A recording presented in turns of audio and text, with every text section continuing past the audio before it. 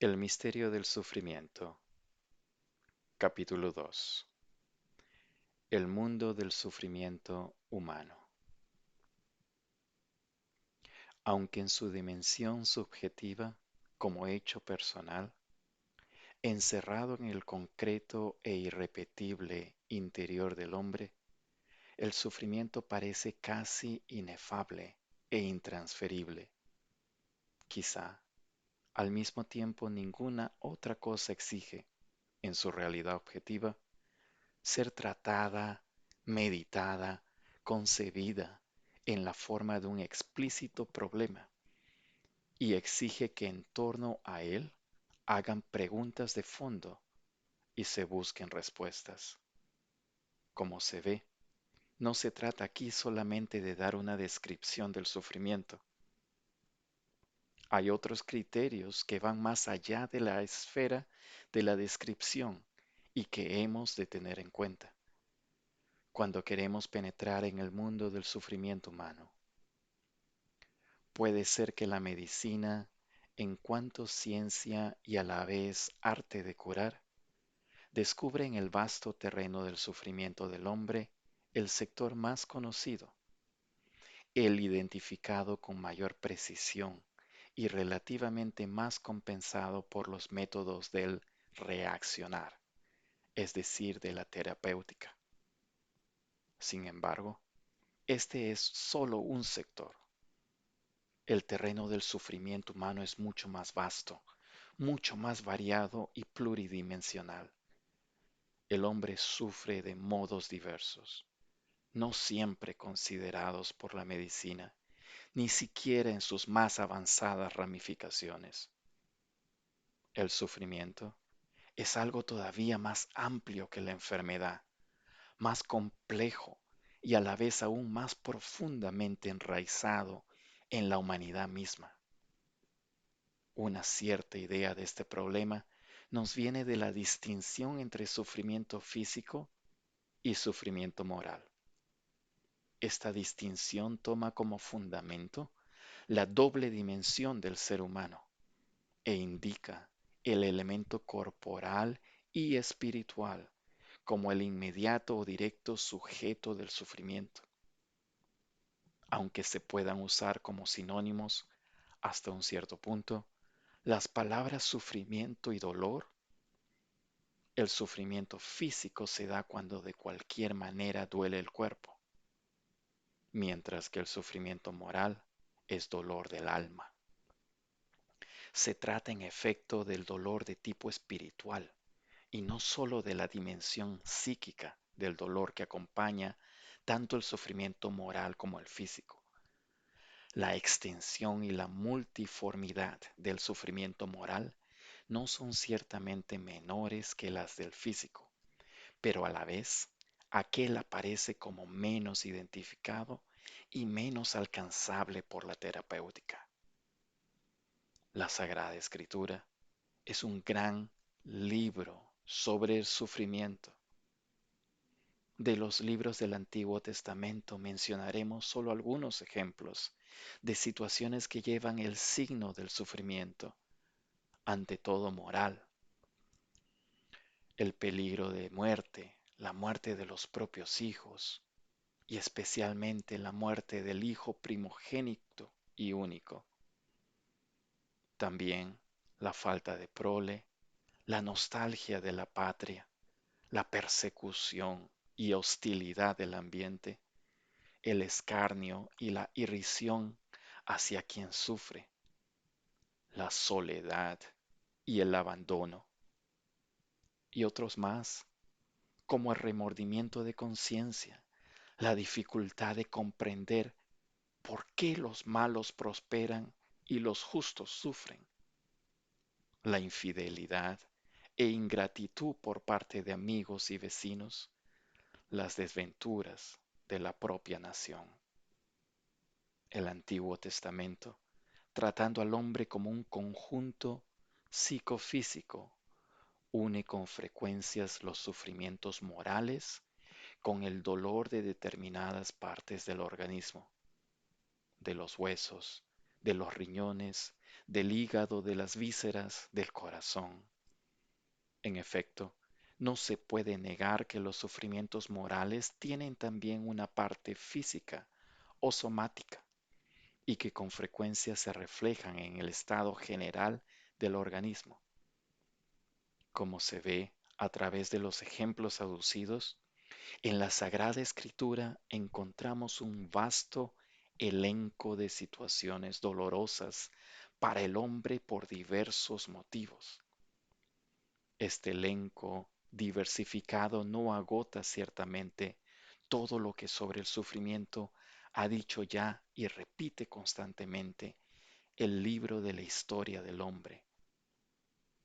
Este es más bien un libro no escrito, y más todavía el libro de la historia de la humanidad, leído a través de la historia de cada hombre.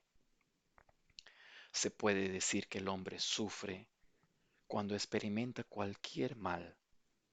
En el vocabulario del Antiguo Testamento, la relación entre sufrimiento y mal se pone en evidencia como identidad. Aquel vocabulario, en efecto, no poseía una palabra específica para indicar el sufrimiento. Por ello definía como mal todo aquello que era sufrimiento. Solamente la lengua griega y con ella el Nuevo Testamento y las versiones griegas del Antiguo se sirven del verbo estoy afectado por, experimento una sensación y sufro. Y gracias a él, el sufrimiento no es directamente identificable con el mal, sino que expresa una situación en la que el hombre prueba el mal y probándolo se hace sujeto del sufrimiento. Este, en verdad, tiene a la vez carácter activo y pasivo. Incluso cuando el hombre se procura por sí mismo un sufrimiento, cuando es el autor del mismo, ese sufrimiento queda como algo pasivo en su esencia metafísica. Sin embargo, esto no quiere decir que el sufrimiento en sentido psicológico no esté marcado por una actividad específica. Esta es, efectivamente, aquella múltiple y subjetivamente diferenciada actividad de dolor, de tristeza, de desilusión, de abatimiento o hasta de desesperación, según la intensidad del sufrimiento, de su profundidad o indirectamente según toda la escritura del sujeto que sufre y de su específica sensibilidad. Dentro de lo que constituye la forma psicológica del sufrimiento, se halla siempre una experiencia de mal, a causa del cual el hombre sufre. Así pues, la realidad del sufrimiento pone una pregunta sobre la esencia del mal. ¿Qué es el mal? Esta pregunta parece inseparable, en cierto sentido, del tema del sufrimiento. La respuesta cristiana a esa pregunta es distinta de la que dan algunas tradiciones culturales y religiosas, que creen que la existencia es un mal del cual hay que liberarse.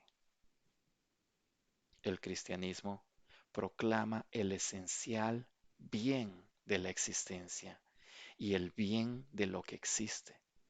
Profesa la bondad del Creador y proclama el bien de las criaturas. El hombre sufre a causa del mal, que es una cierta falta, limitación o distorsión del bien. Se podría decir que el hombre sufre a causa de un bien del que él no participa, del cual es en cierto modo excluido o del que él mismo se ha privado. Sufre en particular cuando debería tener parte en circunstancias normales, en este bien y no lo tiene. Así pues, en el concepto cristiano, la realidad del sufrimiento se explica por medio del mal que está siempre referido, de algún modo, a un bien. El sufrimiento humano constituye en sí mismo casi un específico mundo que existe junto con el hombre, que aparece en él y pasa o a veces no pasa, pero se consolida y se profundiza en él. Este mundo del sufrimiento, dividido en muchos y muy numerosos sujetos, existe casi en la dispersión. Cada hombre, mediante su sufrimiento personal, constituye no solo una pequeña parte de ese mundo, sino que a la vez aquel mundo está en él como una entidad finita e irrepetible. Unida a ello está, sin embargo, la dimensión interpersonal y social. El mundo del sufrimiento posee como una cierta compatibilidad propia. Los hombres que sufren se hacen semejantes entre sí a través de la analogía de la situación, la prueba del destino o mediante la necesidad de comprensión y atenciones, quizás sobre todo mediante la persistente pregunta acerca del sentido de tal situación. Por ello, aunque el mundo del sufrimiento existe en la dispersión, al mismo tiempo contiene en sí un singular desafío a la comunión y a la solidaridad. Trataremos de seguir también esa llamada en estas reflexiones. Pensando en el mundo del sufrimiento en su sentido personal y a la vez colectivo, no es posible, finalmente, dejar de notar que tal mundo, en algunos periodos de tiempo y en algunos espacios de la existencia humana, parece que se hace particularmente denso. Esto sucede, por ejemplo, en casos de calamidades naturales, de epidemias, de catástrofes y cataclismos o de diversos flagelos sociales. Pensemos, por ejemplo, en el caso de una mala cosecha y como consecuencia del mismo o de otras diversas causas, en el drama del hambre. Pensemos, finalmente, en la guerra. Hablo de ella de modo especial. Habla de las dos últimas guerras mundiales, de las que la segunda ha traído consigo un cúmulo todavía mayor de muerte y un pesado acervo de sufrimientos humanos. A su vez, la segunda mitad de nuestro siglo, como en proporción con los errores y transgresiones de nuestra civilización contemporánea, lleva en sí una amenaza tan horrible de guerra nuclear que no podemos pensar en este periodo sino en términos de un incomparable acumularse de sufrimientos, hasta llegar a la posible autodestrucción de la humanidad.